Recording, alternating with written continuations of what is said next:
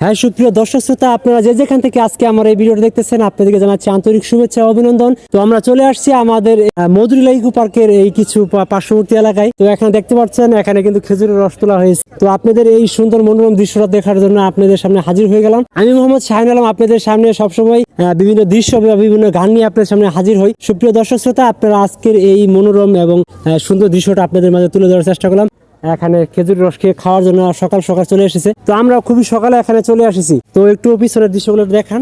খুবই সুন্দর একটা পরিবেশ, সারি সারি খেজুরের গাছ। তো এখানে অনেক দূর দূরান্ত থেকে খেজুরের রস খাওয়ার জন্য ছুটে আসে মানুষজন। খেজুরের রস খুবই সুস্বাদু। এই শীতকালীন সময়ে খেজুরের চাহিদা অনেক বেড়ে যায়। তো দেখতে পাচ্ছেন উপরে খেজুর রস নামানোর জন্য গাছে উঠতেছে। হ্যাঁ, সুপ্রিয় দর্শক শ্রোতা, যে যেখান থেকে আজকে আমার এই ভিডিওটা অনুভব করলেন, অবশ্যই আপনাদের কাছে অনুরোধ থাকবে নিজের পরিবার প্রতি খেয়াল রাখবেন, নিজের প্রতি খেয়াল রাখবেন। দেখা হচ্ছে কোনো এক ভিডিওতে। আল্লাহ হাফেজ।